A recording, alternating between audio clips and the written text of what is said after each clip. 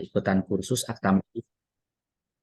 Jadi makanya sekalian aja ya GP ya kita manfaatkan nih ilmunya ya. Baik dok. Ya mumpung masih segar ya Dokter Meli ya. Walaupun yang kemarin ternyata kursusnya kursus itu ya. Jadi basic dulu ternyata. Jadi ada lagi nanti apa namanya? Intermediate level lagi gitu ya. Mangga saya serahkan ke Dokter Mary ya untuk meliding acara ini. Mangga. Ya. Assalamualaikum warahmatullahi wabarakatuh. Waalaikumsalam warahmatullahi wabarakatuh dok.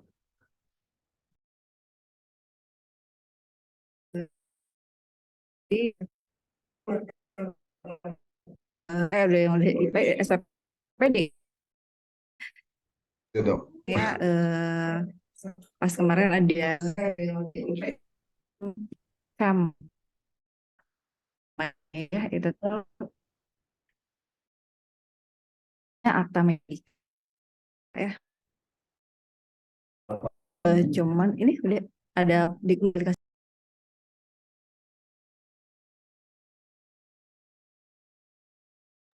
Punten dok, suaranya terputus-putus dok. Iya iya tadi dok suaranya terputus-putus ya. Atau gini Teh Meli dimatiin aja si ininya videonya Teh Meli. Videonya coba dimatiin. Nah coba saya juga matiin nih. Lebih lancar nggak suara saya GP Gilang? Lebih jelas dok. Lebih lancar juga dok. Nah, Jelas dok. Teh Meli matiin aja videonya.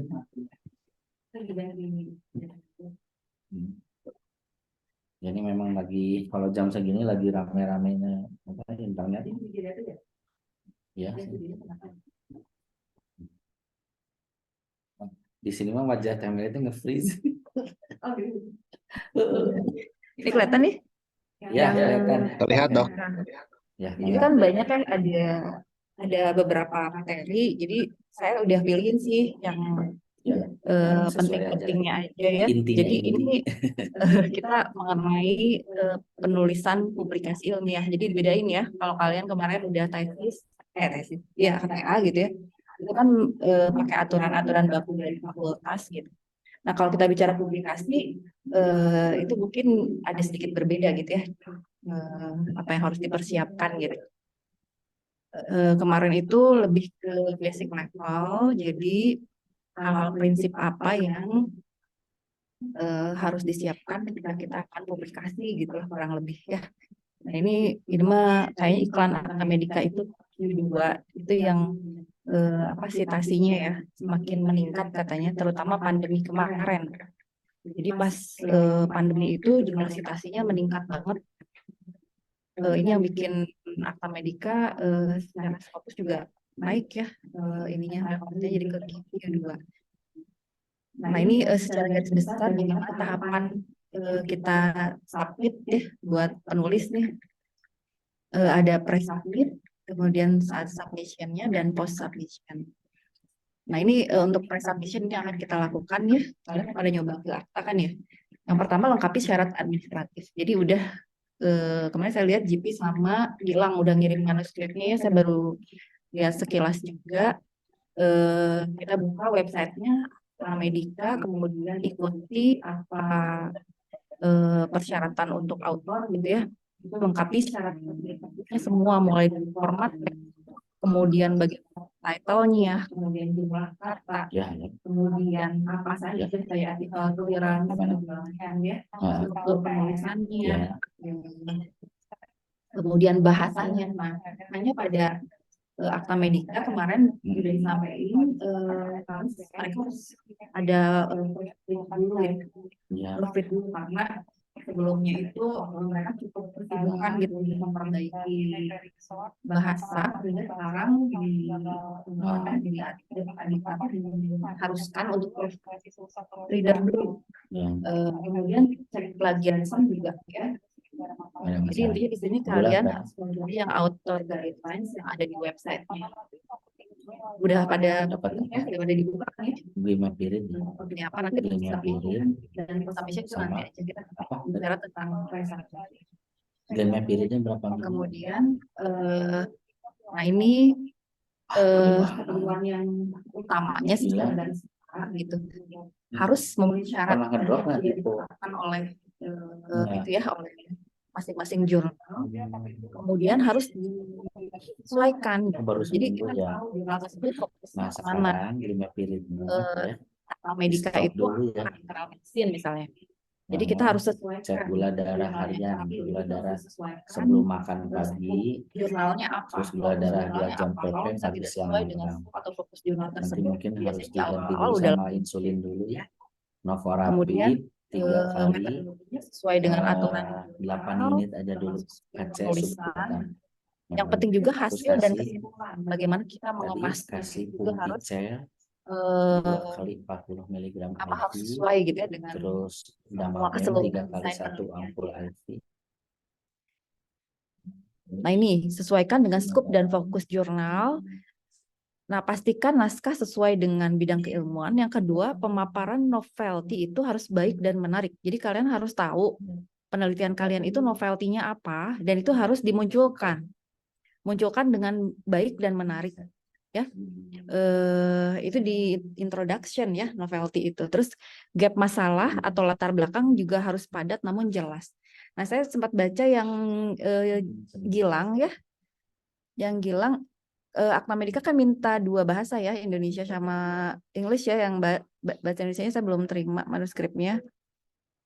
Betul dok. Terus untuk di abstrak ya, di abstrak saya di udah background and aim, tapi saya nggak menemukan aim-nya tersurat gitu di situ. Jadi tujuan penelitian ini harus tersurat apa ya, itu belum kelihatan di background. Kalau yang GP sih udah kelihatan ya. Terus novelty-nya juga harus dimunculin di background ini gitu, di abstrak ini. Karena biasanya editor itu sebelum ke reviewer ya, di editor itu mereka lihat dulu abstrak gitu. Kalau di abstrak kira-kira tidak menarik, bisa juga langsung di reject di awal gitu ya.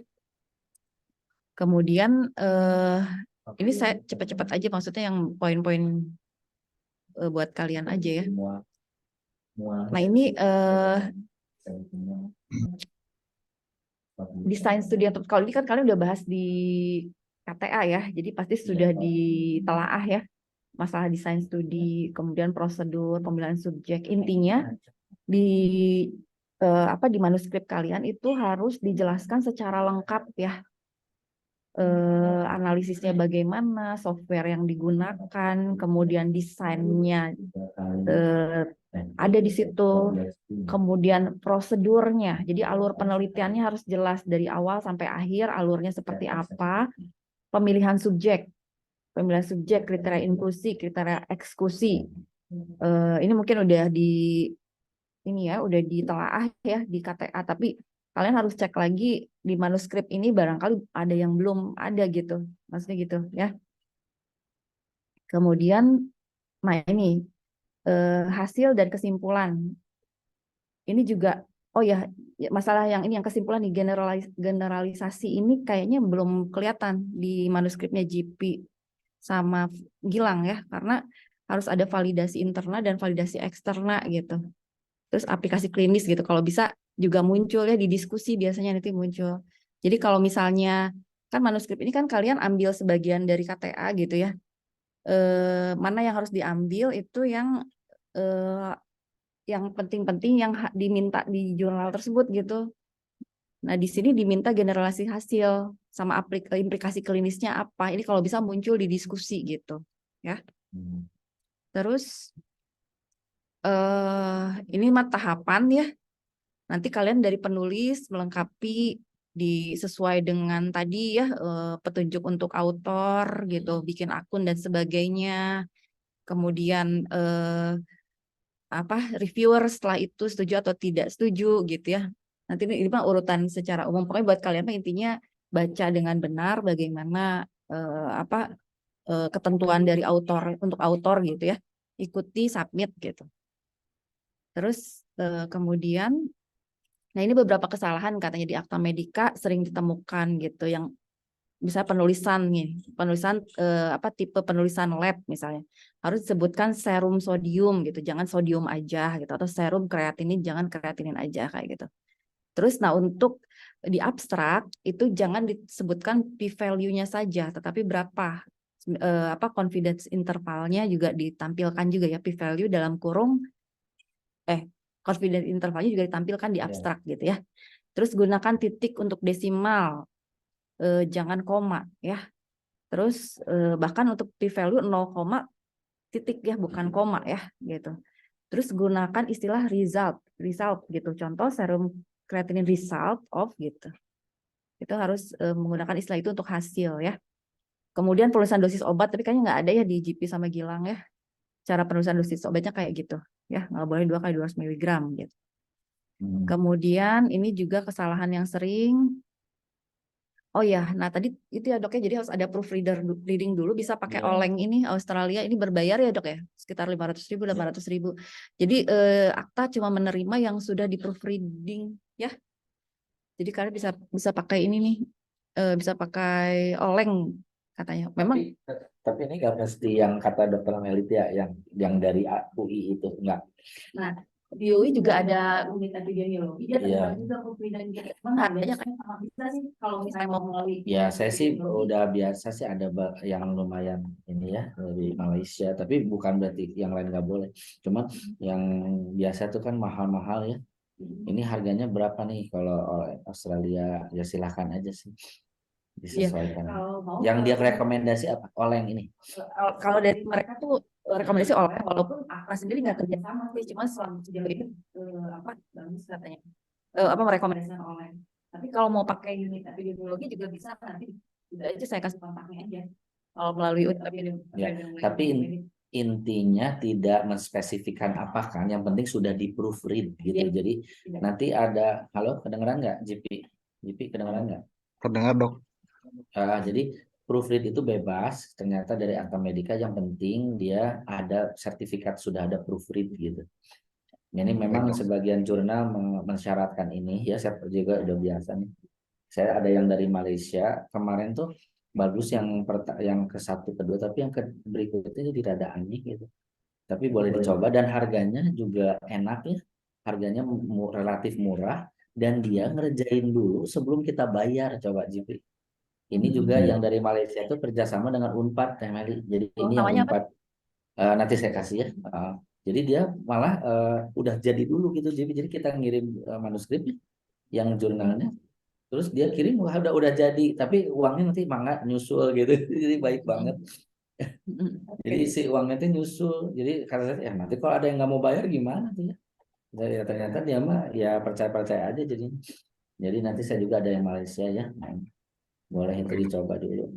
Cuman yang benar itu sebenarnya mah harusnya kitanya dulu benar ya Temel ya. Si bahasanya kita dulu, kadang yang nggak benernya itu bukan bahasa Inggrisnya tapi bahasa Indonesianya sendiri secara redaksional juga salah gitu ya. Untuk GP sama Gilangnya. Baik dok. Ya Marani ya. Jadi si kitanya sendiri bahasa Indonesia itu out-outan gitu. Gimana kalau bahasa Indonesia sudah ngaco ya pasti bahasa Inggrisnya juga nggak benar gitu ya. Jadi jadi nanti dikirim itu bahasa Inggris yang kita sudah berusaha buat gitu. Nanti dia benerin secara gramatikal gitu. Nanti dia suruh milih, dia juga suruh minta apa mau Inggris, apa Inggris Amerika, apa Inggris apa gitu. Kalau nggak salah itu ya. Kalau akta medika apa Inggris apa? Inggris Inggris British jadinya. Ada Inggris American, ada Inggris Canadian, ada Inggris British gitu ya. Ya ini kadang kalau akta mah kayaknya mah Inggris British mungkin ya. Gitu. Ya, jadi harus di proofreading ya jadinya ya. di proofreading Proofread. karena kami kesulitan banget tuh masalahnya Iya, selalu betul. gitu. Jadi, Ya memang kebayang sih, memang kalau nggak di proofread mah bahasa Inggrisnya kacau. Kacau tidak sesuai dengan internasional. Ya deh, ya mangga lanjutkan. Nah itu untuk Ya. proofreading. Kemudian untuk hasil penelitian itu gunakan panduan Strobe ya kalau untuk observasional ya.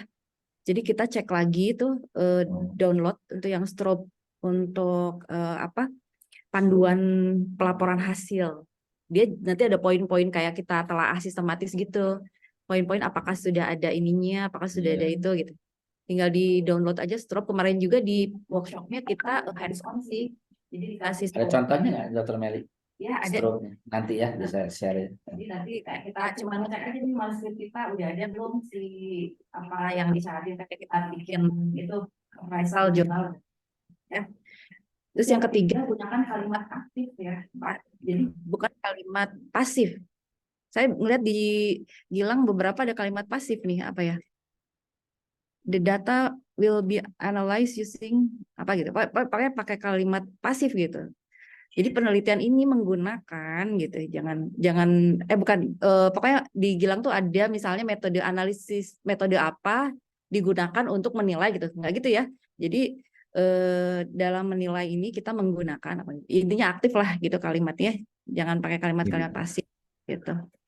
Terus nah ini ya singkatan-singkatan kayaknya saya secara ini nggak ada, cuman untuk COVID itu udah lazim nggak ya dok ya?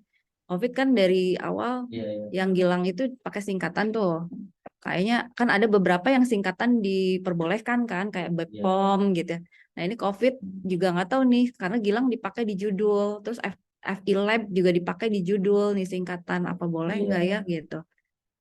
Kalau di ini sendiri sih bilang hindari penggunaan singkatan, kecuali singkatan yang sudah lazim boleh gitu. Kalau enaknya sih apa dihindari aja dulu.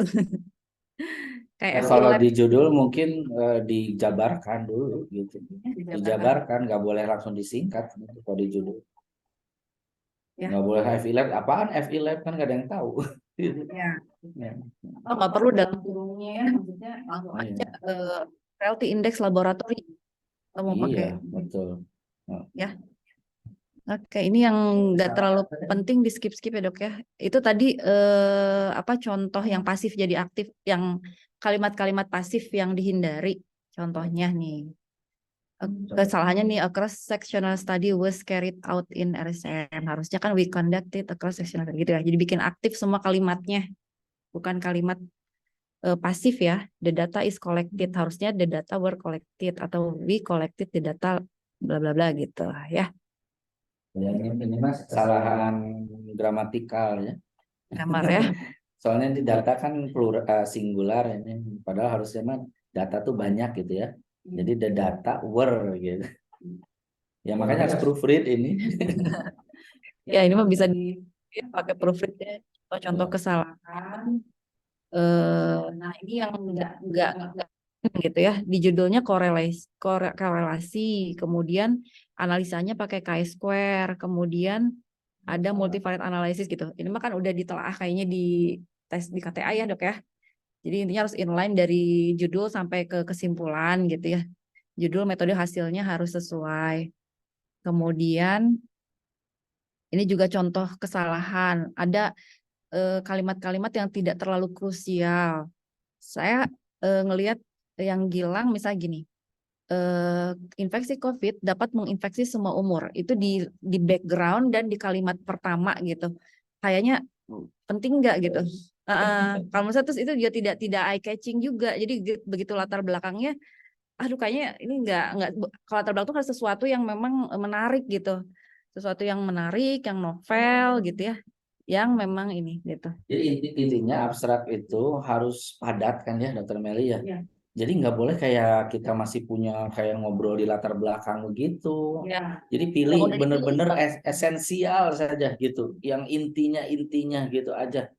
Jadi nggak boleh kayak infeksi COVID dapat mengenai semua usia. Buat apa gitu ya?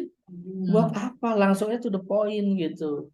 Jadi itu kan nanti abstrak itu kalau nggak salah ada peraturannya ya, nggak boleh lebih dari berapa kata tuh. Itu sering banget tuh saya masukin kalau jurnal tuh ketat banget tuh sampai dihitung ada perhitungannya. Sudah ini masih merah gitu ya. Jadi kayak gitu-gitu menjadi membubazirkan dan apa menjadi sulit nantinya kita tuh. Yang penting justru jadi kita nggak tulis, yang nggak penting ketulis ya Gilangnya. Jadi kayak Gilang JP ini memang Gilang lemah di itunya, memang di pembahasaan tuh aduh lemah sekali. Bahasa Indonesia aja nggak bisa gitu Gilang itu. Bahasa Sunda aja. Ya, nanti kita cek Gila. lagi kalimat-kalimat yang kita ambil buat jadi abstrak gitu loh. Jadi jangan terlalu banyak yang nggak esensial, Gilangnya tolong diperbaiki nih, benar nih kayak gini. Dan Benar. perhatikan jumlahnya ya, ada nggak abstrak berapa jumlah di akta, Dokter Meli? 300. Total tuh 300 sampai 500 ya. Terus 300 tuh, iya. luar biasa. Nanti lihat lagi di itu ya di autornya statementnya Ya, kalau ya. nggak salah sih. Terus nah ini juga tadi saya lihat juga nih kayak misalnya cara pengambilan data itu harus ada. Kalau yang Gilang sebenarnya cukup lengkap sih kalau dilihat ya. Ya. Di abstraknya muncul juga cara pengambilan datanya gimana, kemudian jumlah berapa subjek yang diikut sertakan gitu. Itu juga harus ada tuh. Terus berapa lama, apalagi kalau yang retrospektif kan itu setting kapan gitu pengambilan data dilakukan kan itu penting ya. Jadi intinya ada hal-hal yang harus muncul kan memang abstrak itu kan tadi dibatasi ya katanya ya. Tetapi ada yang memang wajib ada gitu di situ kayak misalnya selain desain sih pasti ya desain tapi cara pengambilan data juga terus berapa subjek yang diikut sertakan juga harus dimunculkan ya. Saya lihat yang GP sih kayaknya ini kalau mau ini contoh yang GP udah lengkap ya. Jadi case control study, case control design, terus data collectionnya bagaimana, di mana gitu ya tempatnya, kemudian 157 partisipan kayak gitu-gitu ya. Jadi kita harus tahu mana yang harus dimunculkan, mana yang nggak perlu gitu loh di abstrak ya. Terus ini yang Prof Ati, kurang lebih itu sih. Kita langsung saya skip maksudnya biar intinya aja. Nah ini yang Dokter Arif ya. Jadi tadi jadi kita tuh kan tujuan publikasi itu membagi pengetahuan gitu ya. Kemudian memajukan penelitian dan kita juga membangun profil akademik yang terpercaya. Makanya di situ ada itu ya afiliasi ya, institusi muncul di situ gitu. Karena kenapa jurnal kalian yang dipublikasi itu akan akan maksudnya institusi kita itu akan namanya itu tergantung hasil publikasi yang kalian bawa gitu loh maksudnya intinya. Jadi selain untuk membagi pengetahuan juga profil akademik juga gitu sehingga ya itu tadi harus diperhatikan ya jenis-jenisnya ada yang original artikel, review, ada case report, kita kan original artikel ya Gilang sama GP. Nah ini saya sih udah cek kalian udah sesuai, cuman yang GP itu ada highlight ya, itu GP baca di autornya ya atau di mana? Jadi setelah background setelah abstrak itu ada highlight di situ. Apa udah baca di Kalau aktanya atau dapat idenya? kalau di aktanya sih tidak ada tulisan juga sih dok. Lebih seperti ininya dok. Cuman kalau dilihat dari beberapa yang sebelum-sebelumnya ada highlightnya dok. Iya, maksudnya kita harus fokus ke jurnal yang kita mau submit, Jip, karena Baik beda-beda. dok, Jadi kalau jurnalnya nggak minta nggak usah, ya. baik dok. Oh ya, ya Tadi nggak. highlight itu maksudnya apa ya? Highlight. Kalau ini tadi identify the most significant factors associated. Ini lebih ke cover letter. Ini saya lihat ya, GP bisa highlight ini bisa buat ini letter to editor mungkin. Jadi itu memang highlight penelitiannya dia. Kalau Oh, mau cover letter kalau ya. itu mah letter to editor itu mah ya. Baik Kalau dok. saya sukanya dia, nah sebagian jurnal suka ada yang minta juga letter to editor tentang apa penelitian kamu gitu. Di itu highlight itu GP tapi bukan di dalam, Bukan di manuskrip. bukan di manuskrip, itu di luar GP. Itu Baik dok. letter to editor itu. Itu juga kalau si jurnalnya minta ya. Kalau nggak minta nggak usah. Atau boleh. Di kemarin Boleh. boleh. Boleh ya. Tapi optional ya, nggak wajib ya. Nah, Jadi kita menyapa editornya. ya saya 3 jurnal terakhir saya tuh memang minta highlight ya. Jadi minta apa sih penelitian kamunya gitu. Jadi highlightnya apa. Tapi kalau enggak ya nggak usah juga GP ya. Baik dok. Jangan nambah-nambah inilah maksudnya. Kalau yang nggak diminta ya nggak usah di. Tapi kalau jurnal yang minta ya bikin gitu. Walaupun di workshop itu kemarin dibahas juga tentang Ada highlight. editor itu bagus sih maksudnya jadi kita menyapa si editor dulu kan editor sebelum reviewer dia akan boleh sih cuma cek lagi di itunya di autornya ya gitu ya maksudnya gimana apa memang di manuskripnya di setelah abstrak gitu ini kan urutannya udah jelas ya judul abstrak pendahuluan metode hasil diskusi gitu nanti dicek lagi ya kemudian nah ini judul. Nah ini juga saya 2 kali reject juga judul dong. Maksudnya gini, jadi kita tuh judul tuh kayak iklan gitu. Jadi harus menarik biar dia dibaca. Karena kan biasanya kita search pakai search engine itu kan based on title gitu ya. Jadi memang judul gitu. Nah, merupakan muka dari naskah penelitian. Jadi kalian harus betul-betul judul yang dibawain di manuskrip ini apa gitu. Dan harus ringkas gitu, tepat dan teliti, tetapi juga menarik. Karena beda banget apa misalnya. Nah, ini yang JIP ini, risk factors that most relate malnutrition in frail. Gimana kira-kira? Saya juga sih nggak terlalu pengalaman ya untuk judulnya, cuman kata kuncinya begitu gitu, harus menarik gitu. Terus kemudian dia ketika kita bayangkan gitu, kita tuh kan publikasi itu tahu sasarannya siapa gitu ya. Misalnya kalau kayak penelitian ini mungkin yang akan mencari ini siapa gitu. Nah, kira-kira apa yang mau dijual berdasarkan pasarnya itu gitu. Nah, itu harus menarik sekali sih kalimat judul itu. Kemarin juga pas di workshop itu beberapa reviewer tuh bilang, kadang saya kalau judulnya aja udah nggak menarik, saya malas baca ke bawahnya katanya gitu. Beberapa bilang kayak gitu ya. Itu terus, nah ini abstrak tadi ya. Akta minta ini aja IMRDC ini ya, gitu. Terus IMRDC discussion ya. A itu biasanya A-nya apa IMRAD tuh? Ya. Terus. Nah, ini introduction. Tadi saya lihat yang bilang belum ada aim-nya ya. Jadi baru latar belakangnya juga terlalu banyak kalimat. Terus tujuannya, aim-nya belum muncul. Jadi harus apa penelitian ini bertujuan gitu. Harus ada itu karena itu mah itu aja di appraisal aja kalau nggak ada kan langsung jelek nilainya ya. Nah, baru relevansi topik ya. Relevansi ini itu dari mulai introduction sampai ke hasil itu harus relevan. Ini yang harus ada di introduction, tujuannya dimunculin. GP udah ya. Kalau GP Udah ada.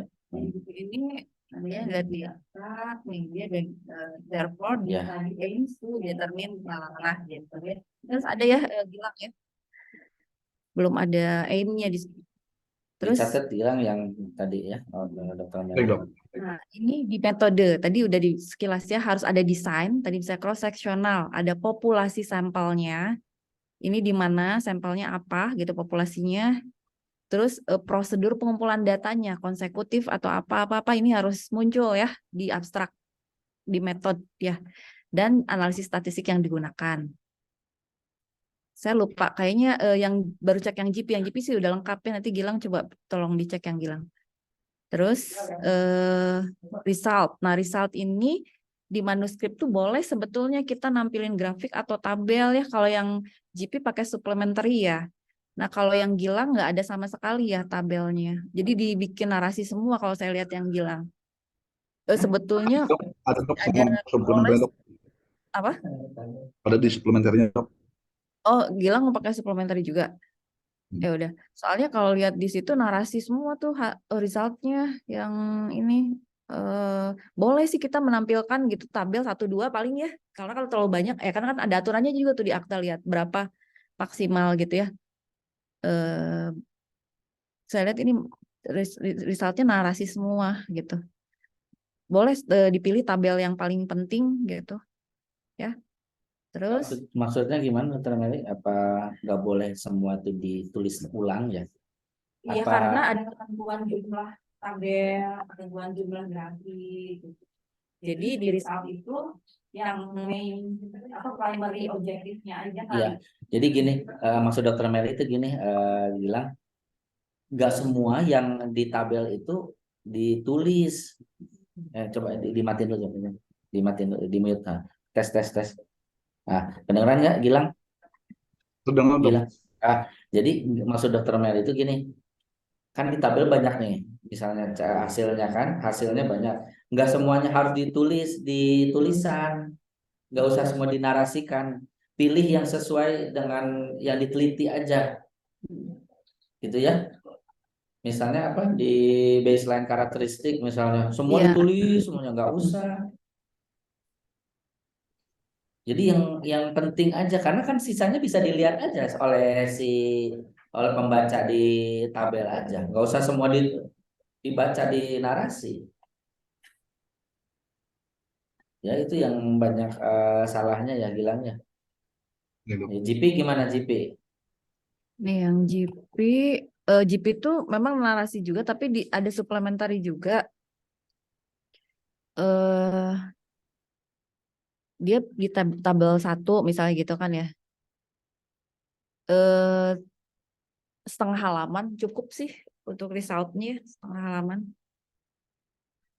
Yang GP sih cukup, dia cuma yang hasil hasil utamanya aja dari penelitian.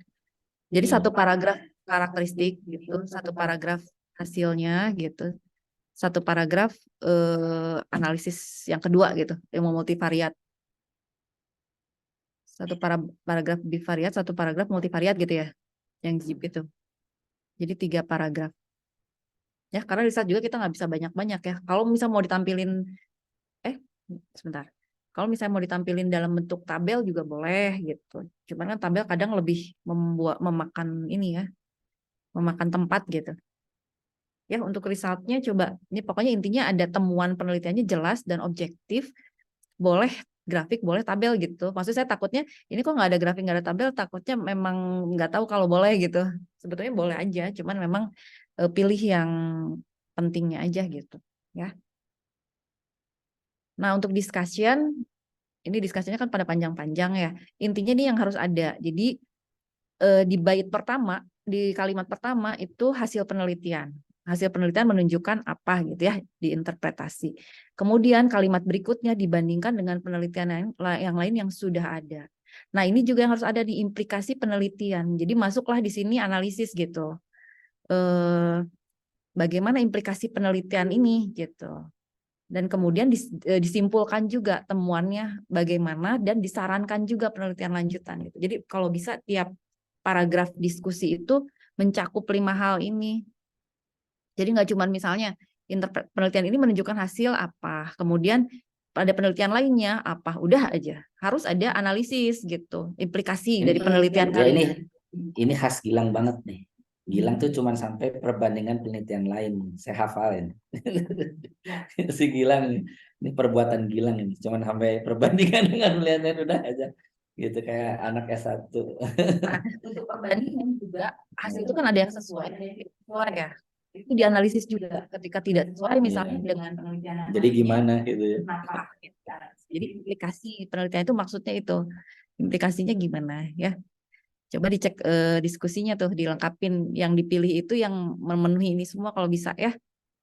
Gitu. Jadi Terus setiap itu ya apa pointernya setiap hasil itu ini harus ada 5 ini gitu.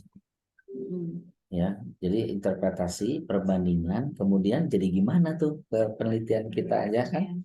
Misalnya di tempat lain seperti begini, kita begini, terus jadi gimana gitu kan? Terus disimpulkan, udah disimpulkan terus bagaimana saran penelitian lanjutnya, mungkin apa harus diperbaiki. Nanti harus dengan jumlah sampel yang ini atau apa gitu-gitu kali ya. Dengan multi center, dengan apa gitu lah bilang ya.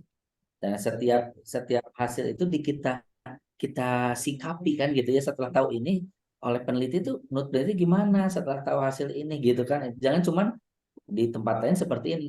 Udah begini. aja. Maksudnya jadi menggantung jadi ya. Ya udah. Oke. Nah ini authorship ya, siapa tadi yang udah di aturan-aturan kredit tulisan itu ada di situ, di jurnalnya pasti ada ketentuan authorship ya. Nah ini kriterianya kalau menurut ICMJE 2023 itu siapakah autor gitu yang memberikan kontribusi secara substansi, mulai dari konsep, desain, pengambilan, analisis, interpretasi gitu ya. Dan atau yang terlibat di penyusunan dan telah kritis, misalnya penelaah ya kalau di KTA ya. Kemudian yang memberikan persetujuan akhir dari versi yang akan dipublikasi gitu ya. Misalnya siapa saja yang terlibat di persetujuan akhir sebelum publikasi. Nah, ini kewajiban autor ini bertanggung jawab terhadap semua aspek pekerjaan penulisan yang berkaitan dengan akurasi dan integritas dari setiap penelitian.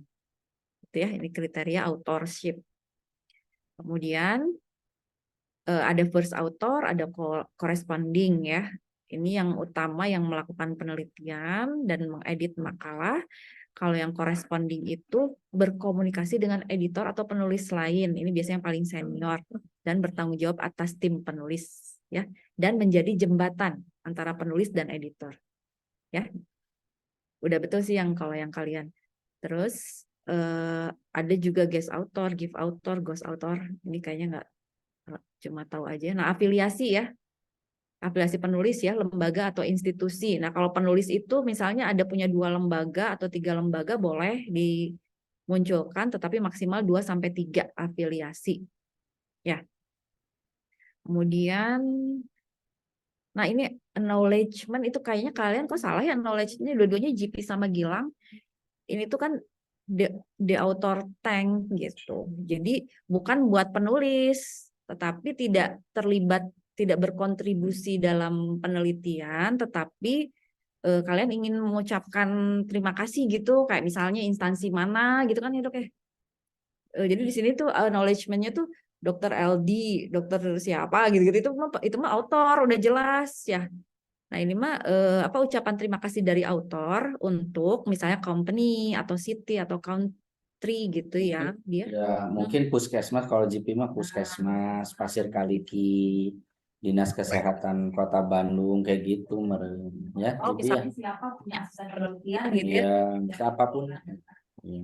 Dibenerin ya acknowledgement ada salah ya. Baik dok. Terus nih ada ya pengakuan terhadap kontributor tapi non penulis ya. Orang atau lembaga yang memberikan kontribusi penting namun tidak memenuhi syarat sebagai penulis. Misalnya dalam diskusi pembuatan naskah, pembacaan naskah gitu ya. Coba diperbaiki ya acknowledgement-nya ya. Terus, nah ini daftar pustakanya, fun cover style, itu bisa pakai ini sitting medicine ini. Tapi kata Dr. Lazuardi apa kemarin tadi dok? Yang fun cover style-nya juga nggak murni ya. Kalau yang akta sih bilangnya fun cover style aja. Kalau mau lihat nih di sitting medicine ini lihat. Ya, ini memang harus lihat aja contoh jurnal-jurnal yang udah publikasi aja gitu ya. Jadi kalau si Vancouver yang dimaksud akta tuh yang kayak gimana gitu. Lihat aja contoh jurnal di Akta Medika gitu. Jadi referensinya kalian perbaiki lagi. Kalau nggak salah referensi kita 10 sampai 25 akta tuh mintanya ya. Ini kayaknya agak lebih juga. Ini ada yang 3, banyak banget GP nih 43 ya. Coba dikurangi lagi sesuai ketentuannya sampai 25 kalau nggak salah akta itu.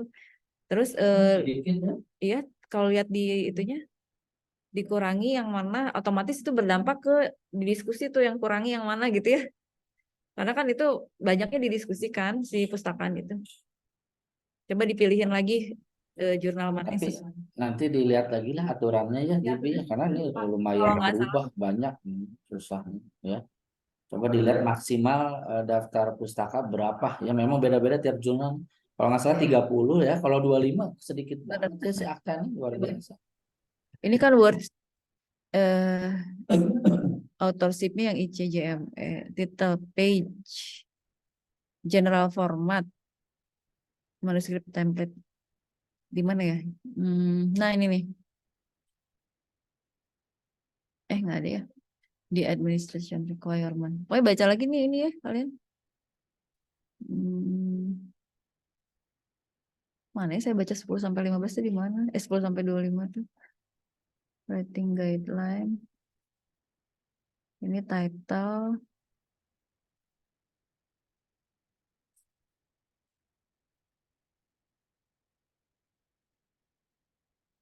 Di bawah 30 dok, setahu GP dok. Kalau di akta dok. Ada ya di sini. Saya penasaran Dok. kayak baca 25.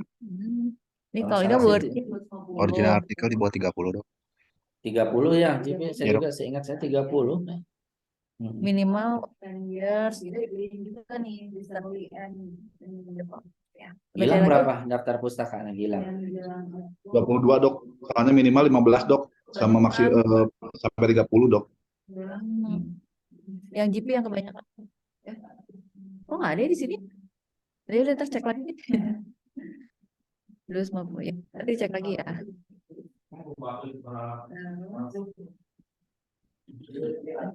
Nah ini ya. Oh ya, untuk citasinya bisa Zotero, bisa EndNote, bisa Mendeley ya. Jadi boleh tiga-tiganya. Nah ini plagiarisme dicek masing-masing gitu ya dok ya biasanya ya. Pakai Turnitin, pakai itu ya. Coba cek juga ya kalian ya pakai aplikasinya ya untuk plagiarismenya sebelum submit gitu. Baik dok. Cek berapa. Kalian tahu ya. Ini Ya, ini juga agak mirip Gilang sama si Sedayu tuh. Tapi enggak sih, beda sih itunya mah ya. Topik penelitiannya beda, ininya beda. Cuman bisa takut tipe plagiasi gitu. Tapi enggak sih, beda sih. coba dicek aja ya. Hmm. Ini open access, nggak usah lah. Terus ini open access. Oh ya, saya open access license apa tadi? Itu data. Ini kan yang apa kita menikah bukan itu ya, bukan yang kita sharing data kita bukan. Ini tuh pemilihan jurnal yang dipublish sih ada yang open access. Oh, ini mah nanti kita sih pengennya open access sih ya, pengennya. Karena dia sitas kemampuan ininya kan lebih Iya, daya jangkaunya selalu gitu. lah kalau kita selalu inginnya sih open access biar kita citasinya banyak disitasi, banyak dibaca orang gitu. Ya, itu aja. Terus Cuma lebih mahal biasanya. dia lebih mahal. Yang dokter Kunchoro sih lebih ke ini apa? Tadi metode dan analisis statistik kayaknya ini mah nggak terlalu banyak ini lah sesuai gitu. Udah kita dibahas sebelumnya ya. Konsul statistik gitu.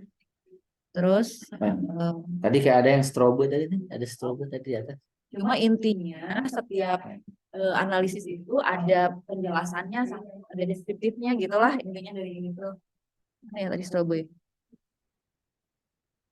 Oh di ininya di papernya strobo mah Nggak ada ya. nah, ada di papernya. Saya lihat tadi kayak ada strobo tadi. Bawah lagi. Oh iya betul. Ini nih. Jadi untuk observasional pakai strobo, untuk clinical trial pakai consort. Nah ini untuk kayak appraisal ini kita hasil penelitian kita. Jadi ada daftar cari. Nanti saya kasih deh. Ada memang dikasih. Dan ini ya kalau sudah pakai ini kita juga ditulis di metode itu. We use strobe as a gitu loh. Ya, GP kita menggunakan strobe sebagai panduan dalam jurnal ini gitu ya. Kayak ini GP saya kan pernah ngajarin kamu itu yang apa apa namanya? Bukan apa sih sistematik meta analisis pakai Prisma kan. Nah Prisma, kayak gitu ya. GP Ya dok. we use Prisma as gini. Nah, kalau ini disebut juga ya ternyata kalau yang hubungan deskriptif ini juga ada kayak prismanya itu jadi namanya strobe itu. Jadi tapi kalau itu disebut jadi bagus ya. Jadi si aktanya oh aduh orangnya udah ngikutin yang kita mauin nih gitu. Jadi kita sebut dengan cuman oh saya sudah sesuai gitu. Kita sudah dan sudah sesuai dengan strobe statement gitu. Baik dok. Ya kayak contohnya kayak Prisma di meta analisis. Ya. Oke. Ini kita selesai. Ini mah udah data. Ada satu lagi tentang ada penting sih. Ada nggak tentang ini Dr. Melly tentang legend di tabel tuh. Kadang itu juga jadi masalah tuh ya. Legend cara penjelasan legend di tabel. Ada nggak ya? Tapi saya sih sering di jurnalnya anak-anak tuh agak kurang di situ ya. GP bilangnya legend tuh kayak penjelasannya gitu loh. Di bawah tabelnya tuh ada penjelasan, di bawah diagram ada penjelasan. Iya, biasanya suka kurang tuh penjelasannya. Misalnya ini dengan chi-square apa-apa, terus ini apa artinya gini kan. Biasanya kan ada tulisannya tuh. Itu suka kurang tuh si legend. Jadi tabel terus ada narasi, nah itu ada ketentuannya gitu. Setiap jadi narasi itu menuliskan analisis statistik yang digunakan, kemudian bagaimana kita mendeskripsikan hasil dari tabel itu gitu. Kalau yang unit epidemiologi sebetulnya udah pakai dari sana, mereka udah langsung ngasih sih narasi tabelnya gitu. Nah, misalnya tabel 1 terus di bawahnya langsung mereka pakai narasinya, kita biasa suka pakai yang mereka itu. Gitu ya. Nah, ini tentang ada yang penting sih kalau di sini di introduction ya. Nah, di introduction balik lagi tadi kita bahas introduction itu novelty-nya harus muncul ya. Novel saya belum lihat soalnya di masing-masing. Jadi kita memang jual novelty ini kalau mau publikasi itu harus dijelasin. Jadi pada penelitian ini novelty-nya apa gitu itu harus dimunculin ya. Terus lagi ya yang penting. Nah, strukturnya untuk introduction itu 2 atau 3 atau 4 paragraf. 300 sampai 500 kata. Nih, paragraf pertama jadi introduce broad area of the topic gitu, mainly about the disease. Tadi yang saya bilang yang hilang kalau yang kalimat nggak penting nggak usah, apalagi muncul di paragraf pertama gitu. Jadi briefly itu introduce broad area of the topic ya. Itu di kalimat pertama, di paragraf pertama gitu. Kemudian apa yang sudah dilakukan oleh peneliti sebelumnya itu muncul ya. Kemudian relevansi dari referensi yang sudah ada terhadap penelitian kita ya, itu di paragraf pertama. Kemudian paragraf kedua, nah situasi yang sekarang dan apa ekspektasi kita terhadap kondisi berikutnya gitu. Itu juga muncul ya. Jadi ada aturannya nih untuk introduction ini ya, kita ada patternnya ya. Sebetulnya ini harusnya pas sebelum kita bikin KTA ya harus tahu ini ya. Jadi biar nggak dirubah-rubah lagi. Tapi ya udah inilah di last paragraf ada tadi tujuan studi ya, tadi yang belum ada tuh di Gilang ya. Pokoknya ini jadi 3 kalimat isinya ini ya. Coba diperbaiki lagi ya yang untuk introduction ya. Gitu. Terus nah ini yang kesalahan yang sering pada introduction, terlalu banyak tapi nggak relevan gitu, atau terlalu sedikit jadi nggak ngasih informasi yang cukup, atau strukturnya tadi confuse gitu, makanya dibikin ininya kan tadi dibikin sistematikanya gitu, jadi biar terstruktur gitu. Terus atau nggak jelas gitu apa sih sebenarnya tujuannya, apa sih sebenarnya rasionale dari penelitian ini, atau nggak jelas. Atau tidak spesifik tujuannya. Nah, itu sering kesalahan pada introduction. Nah, pada diskusi, tadi udah ya diskusi juga ya, kurang lebih sama ya, yang tadi ada 5 item ini. Jadi ada opini dari autor, ada korelasi antara pertemuan hasil penelitian dengan implikasinya apa gitu. Jadi nggak cuma ngebandingin penelitian kita begini, penelitian orang begini, titik, nggak begitu ya. Dibandingkan korelasinya apa, implikasinya apa gitu. Nah, itu muncul di diskusi ya. Kemudian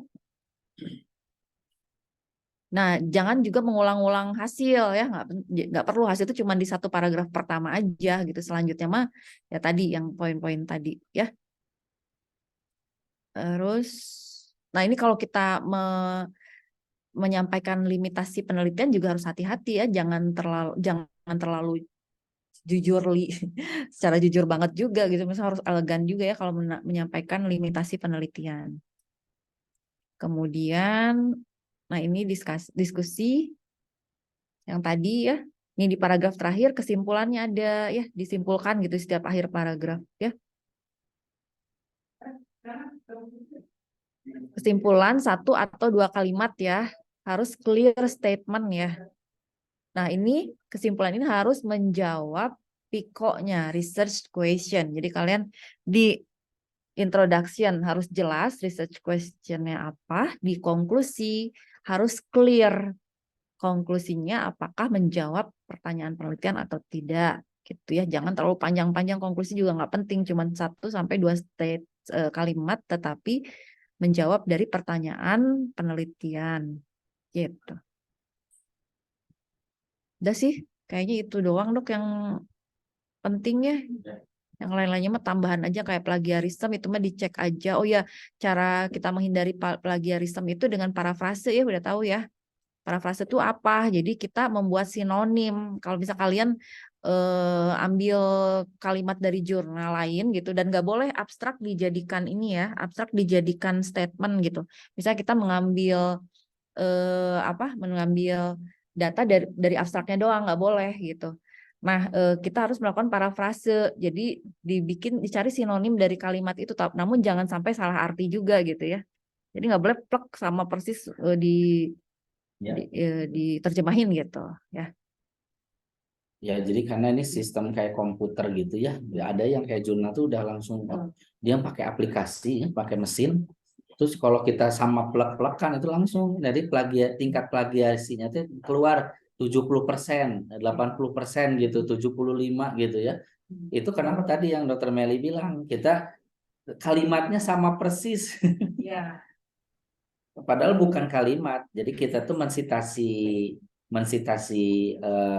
dari yang lain itu idenya. Jadi si esensinya, bukan kalimatnya semua harus sama, nggak boleh. Justru itu yang residen belum paham ya. Jadi sangka kalau kita beres ya kan, saya yang penting kan mensitasi, daftar pustakanya ada. Saya kan nggak plagiasi, enggak. Itu yang saya belajar dulu dari UI itu, saya oh jadi plagiasi itu walaupun saya sudah mensitasi, tapi kalimatnya sama persis itu plagiasi.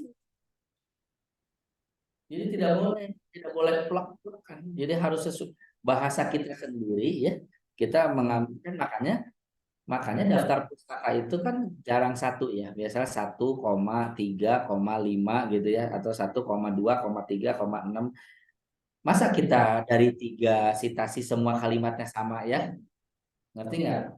Itu makanya kan itu kita kesimpulannya dari 3 itu kita membuat kalimat sendiri gitu. Kan nggak mungkin dari 3 itu masa kita kalimatnya sama semuanya. Yang sering jadi plagiasi yang satu doang tuh, daftar pustakanya. Jangan sering langsung diterjemahkan langsung ke bahasa Indonesia gitu. Nah itu nggak boleh ya, Dr. Meli. Kalau terlalu banyak itu wah kena tuh plagiasi. Karena hanya dari kalimat saja ya. Iya. Padahal maksudnya kita nggak plagiasi gitu ya, cuman karena ya tadi kalimat sama persis gitu, nggak boleh ya. Ya. Nah, ini parafrase. Terus teknik changing vocabulary, cari sinonimnya gitu ya. Terus atau tadi gramatikanya juga dirubah, bisa grammarnya ya, passive voice misalnya ya. Kemudian atau idenya sama tapi dirubah kita kalimatnya ya. Itulah kurang lebih. Nah, ini keywords ya. Keywords itu sorry, ini maksudnya sinonim and keywords tadi untuk parafrase ya.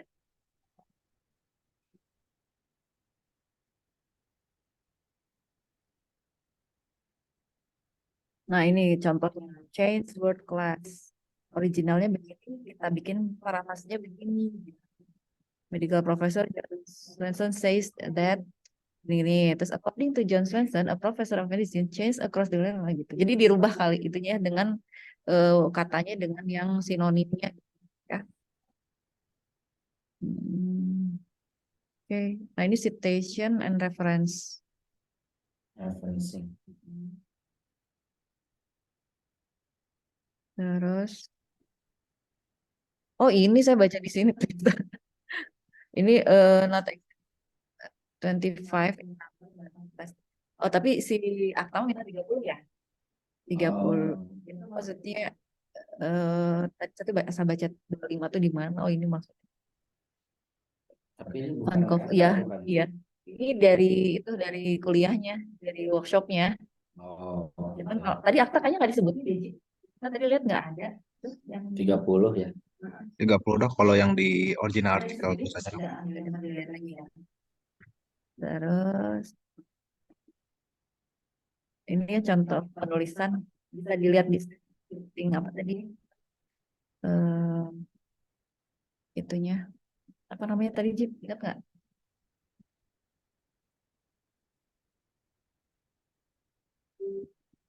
Udah sini apa kiat membuat judul ya, ini dari dokter Erni nih, Prof. Erni sekarang kiat membuat judul, intinya itu sih kayaknya kiatnya gampang tapi pas bikin judulnya susah. Jadi apa gitu ini Prof Erni itu your title is the first thing anyone who reads your article is going to see. And for me, di one day stopping. Jadi judul itu menentukan ya apa yang pembaca cari dan juga menentukan mereka udah nggak selesai di judul gitu, nggak dibaca lagi gitu ya. Gitu.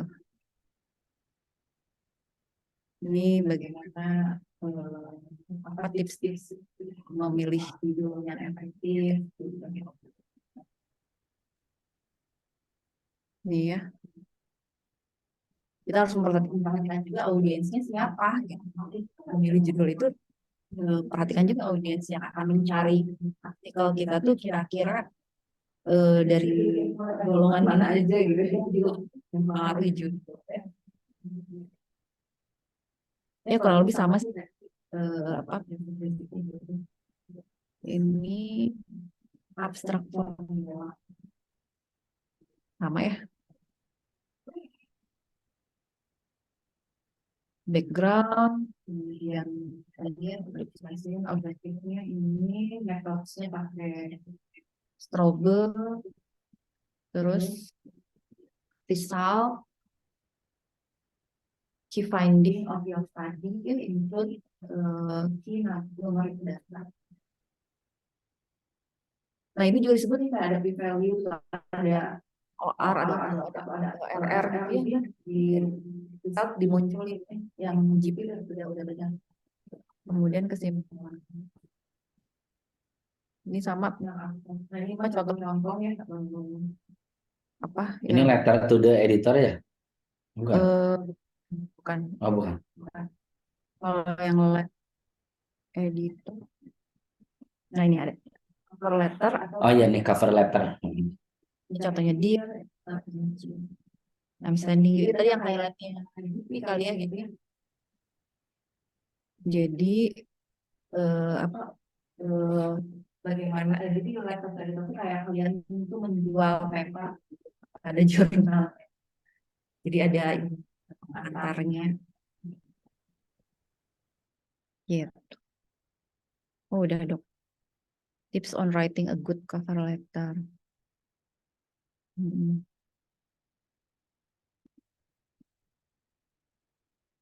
Udah dok, udah selesai. Jadi tinggal dipraktekin. Oh ini tinggal target jurnal, ini sih scope jurnalnya, kemudian area gitu kan. Terus kalian baca dulu juga jurnal-jurnal yang keluarin dari jurnal tersebut gitu. Penelitiannya sejauh mana, yang misalnya ada mirip-mirip dengan penelitian kita. Kemudian dilihat limitasi penelitian sebelumnya. Nah di limitasi itu kita menjawab, oh berarti penelitian di situ yang masih perlu tindak lanjut gitu. Itu sih dari Prof. Evi mah kiat-kiatnya. Jadi perhatikan scope jurnal, area jurnal, kemudian kalau kita mau pilih penelitian yang agak mirip dengan yang sudah ada, misalnya kita lihat limitasi dari penelitian sebelumnya gitu. Di situ kita kira-kira oh apa yang belum terjawab, nah kita jawab limitasi penelitian yang sebelumnya gitu. Gitu yang Prof. Evi mah nggak ada itu yang ada PPT-nya, cuman ini aja, cuman paper aja. Terus ada jurnal impact factor ya, itu yang mempengaruhi kualitas suatu jurnal. Ya, kita harus perhatikan instruksi penulis, kemudian persyaratannya, biaya juga ya, ada biaya submission, ada biaya publikasi, itu beda. Nah, kalau ini dari Prof. Ari mah lebih ke tips trik lah, lebih ke berbagi pengalaman. Ternyata Prof. Ari citasinya ini juga ya dok. Banyak nih 1754. Lebih ke berbagi pengalaman sih Prof. Ari mah. Intinya dari Prof. Ari ada bagus. Jadi saya tuh hanya concern katanya terhadap satu masalah, tetapi saya continue dalam meneliti katanya gitu. Jadi saya tuh concern saya tuh GERD katanya dia. Kok saya concern terhadap GERD, saya kalau menemukan suatu yang menarik tentang GERD, mau itu di Timur katanya, di mana di Irian, saya kejar katanya gitu. Kalau beliau kan karena endoskopi ya. Jadi pasien concern terhadap topik tertentu dan continue gitu. Kalau tipsnya Prof. Ari mah. Karena kalau kita continue otomatis kan apapun yang terbaru dalam topik tersebut gitu kita ikutin gitu. Jadi kita diperhitungkan gitu sebagai orang yang memang mengikuti gitu topik tersebut. Kalau Prof. Audi gitu sih. Ya, udah dok. Terima kasih Dokter Meli. Ya, yang mudah-mudahan bermanfaat ya. Kedengaran nggak tadi ya, Gilang sama GP yang utama. Tapi walaupun Gilang sama GP ini mudah-mudahan jadi juga sharing juga buat Rani sama Jessica atau sama Sedayu ya. Nggak tahu ikutan nggak Sedayu nggak ya, nggak ada ya. Punten Lagi dok, mau pelayan. ikuti dok. Oh ikut ya, Izin Dayu dok, juga saya atau ada pelayanan dok, izin dok. ya nggak jelas juga tuh itunya Dayu udah dicek lagi belum kenapa ini udah lebih dari berapa bulan, udah 4 bulan lebih. Iya Hah? dok, udah dicek sih dok, cuma memang Gimana apa, tuh? memang belum ada balasan dok ya, sampai sekarang juga. Disuratin aja tuh Day, suratin enggak apa plus ya plus one ya. Kebetulan dok, Dayu ya, ya. ya dok. Disuratin apakah ini gitu kami akan bila memang tidak ada ini kami akan menarik gitu ya, Baik dok, by email ya, dok ya. by email aja ke editornya. Baik dok. Soalnya nggak jelas juga kan ini gimana sih. Biasanya dia ngasih kami sedang mencari apa si edit reviewer masih belum berhasil. Biasanya suka gitu. Adalah 1 atau 2 email ini nggak jelas ya. Iya dok. Mm-mm. Kayaknya mendingan kita tarik aja. Saya pengen masukin yang lain lah, Dayu. Ke akta dok ya, bisa dok. Ya atau ya formatnya kayak akta dulu. Karena akta itu lebih kayak universal sih. Tadi saya lihat yang Dr. Mel itu hampir saya yang jurnal-jurnal yang saya udah publikasi juga kayak gitu. Jadi Hmm, akta itu universal nilai kecuali yang kayak ada yang lebih strict gitu. Misalnya jumlah daftar pustaka ada yang mintanya cuma 20, ada yang 25. Nah, ini kan beda-beda dikit ya. Cuman tadi sekitar 25-30 amannya kayak gitu sih kalau diikutin hampir semua jurnal kayak gitu. baik dok. Gitu. Saya ada yang satu jurnal kemarin tuh minta data raw data kita gitu, jadi bisa diakses gitu. Ada yang itu jadi saya bikin Google link kayak gitu ya, channelnya, terus Google Drive, terus saya uploadin baru dia mau ada yang gitu tuh. Jadi kita harus men-share data raw kita gitu yang bisa diakses oleh semua orang. Jadi kalau orang mau ngitung-ngitungin yang punya kita silahkan gitu. Jadi ini datanya tuh sahih gitu. Kita bukan ngarang-ngarang. Iya, setelah accept itu dia setelah accept atau sebelumnya saya lupa pokoknya harus ada itu aja gitu. Gitu. Ya itu Baik ya dok, Dayu nanti ya. baik dok, nanti progresnya saya info ke dokter ya dok. Kalau si ini kita nggak usah maksain akta juga ya. Misalnya formatnya akta dulu aja. Dayu ini kan lagi kita lihat lagi ya. Siapa tahu yang dia juga si jurnalnya itu belum terlalu ada yang masih bisa dibenerin lah. Atau ada yang bisa diperbagus lagi ya Dayu ya. Kayak Iya misalnya dok. proofread kayak gitu. Kalau belum di proofread ya mendingan kita udah punya sertifikat proofread. Jadi kalau dia minta kita udah ada gitu si proofread. Itu sering kok jurnal banyak yang minta juga proofreadnya, Iya dok. proofreadingnya banyak juga.